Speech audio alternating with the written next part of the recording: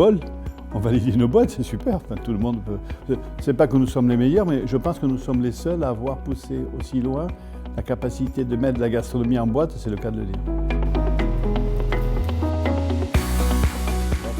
Imagine, il y a Thomas Pesquet qui est là-haut, il accueille de nouveaux astronautes. Voilà, un plat de fête. J'aimerais vous inviter à déguster un peu de la cuisine française. Et là, tu manges le homard, enfin, c'est incroyable. Hein? C'est bien équilibré. Ça doit être super de goûter ça dans 2 ans.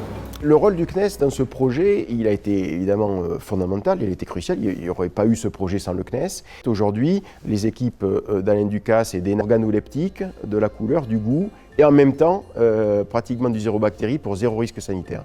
Voilà l'équation qu'il faut résoudre pour envoyer de la nourriture dans l'espace. Donc la question qui nous a été posée, c'était est-ce que vous voulez participer à ce projet plus grand que vous et faire en sorte que la gastronomie française reste préparée en France. Un petit peu par défi, on a accepté de rentrer dans cette aventure. Il n'est pas question de prendre le moindre risque et qu'il y ait le moindre défaut. Donc on est effectivement extraordinairement exigeant sur les matières. Et puis là où on est, voilà, c'est ceinture, bretelles et parachute plus gilet de sauvetage, hein, on vérifie tout. C'est ce qu'on appelle le certissage, c'est le moment où on ferme et on rend étanche cette boîte. Et puis il y a une étape qui est un point critique, qui est la stérilisation, qui est à la fois un moment où on va cuire le produit et stériliser ce que l'on souhaite consommer plus tard dans la boîte. Et là, on le met dans un stérilisateur cuiseur pour être sûr que tout se passe dans de bonnes conditions. En amont et en périphérie, on s'assure d'avoir de l'énergie, de l'air comprimé, on s'assure d'avoir toutes les utilities dont on va avoir besoin. Donc le zéro défaut, il n'est pas forcément sur ce que l'on fait, mais sur ce que l'on met en place autour pour éviter de se retrouver avec un doute. Saveurs de la terre, qui sont aussi parfois un petit peu des choses qui nous rappellent l'enfance. La crème caramel, pour moi, c'était quelque chose de partagé en famille. Et donc, c'était bonheur de le partager avec les autres à bord. La nourriture, finalement, c'est ce qui vous rattache à la terre. Et petit à petit, nous avons mis beaucoup de sapidité dans ces petites boîtes. Et ça leur apporte un plaisir infini, d'après ce que j'ai compris. La nourriture, c'est pas simplement sur le plan quantitatif, avoir la bonne ration calorique, la bonne ration de vitamines ou tout ce qui est nécessaire pour une bonne condition physique. C'est aussi des anecdotes associées aux petits plats qu'on va goûter, faire connaître une culture, donc partir un petit peu en voyage grâce à la nourriture. Donc là, on va faire un petit clafoutis de carottes au paprika fumé.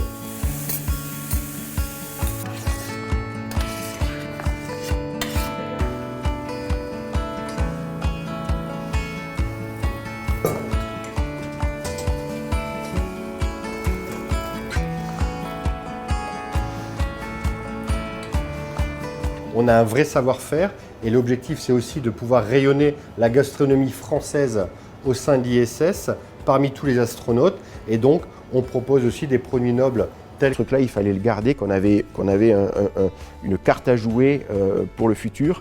C'est vrai que cette petite boîte, c'est un vrai outil diplomatique parce que c'est quand même nous ENAF, mais c'est nous Ducasse, c'est nous CNES, c'est nous Cadmos, c'est nous tout le monde, c'est nous la France, c'est nous la Bretagne, c'est nous l'industrie agroalimentaire.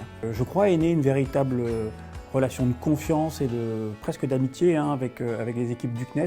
On s'entend bien, on sait ce qu'il nous est demandé de faire, ça nous sort de notre quotidien et puis ça nous tire vers le haut, c'est vraiment très bien et puis ça s'intègre dans nos programmes à nous de réflexion sur le futur. Donc c'est une histoire complètement folle. Peut-être qu'on sera bien content d'être les premiers à aller sur Mars et ouvrir notre premier restaurant. Donc, mais il va falloir savoir ce que l'on plante. On a une petite idée de ce qu'on peut planter dans les navettes spatiales qui nous ramèneront sur Mars. Ça prendra quelques temps, mais on est dessus. Un mélange de science, un mélange de gastronomie, un mélange d'exigence, un mélange d'excellence. Un projet vraiment très complet. Je pense que l'ISS, la Station Spatiale Internationale, c'est là où on envoie un peu, chaque pays envoie ce qu'il a de meilleur. La haute gastronomie française fait partie de notre culture. Donc il y a un rôle opérationnel, il y a un rôle scientifique, mais il y a un rôle culturel aussi d'avoir une partie de la culture française dans l'espace.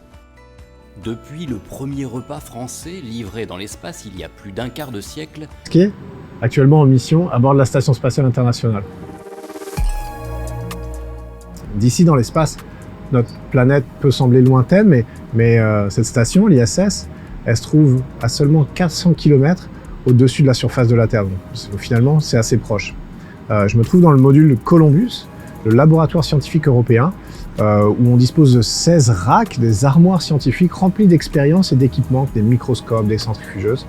Dans cet environnement unique, on explore des principes qui vont de la science des matériaux à la physique des fluides, en passant par les sciences de la vie.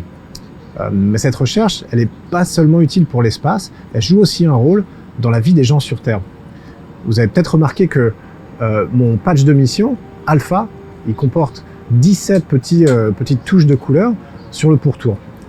Chacune d'entre elles représente un des objectifs de développement durable des Nations Unies, les ODD.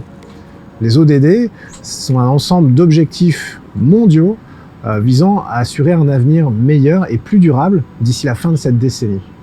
Alors aujourd'hui, je voudrais vous parler un petit peu de comment la recherche spatiale est pertinente pour 3 de ces objectifs, notamment la santé, qui est l'ODD 3, la fin à zéro et la réalisation à but non lucratif entrepreneur pour entrepreneur.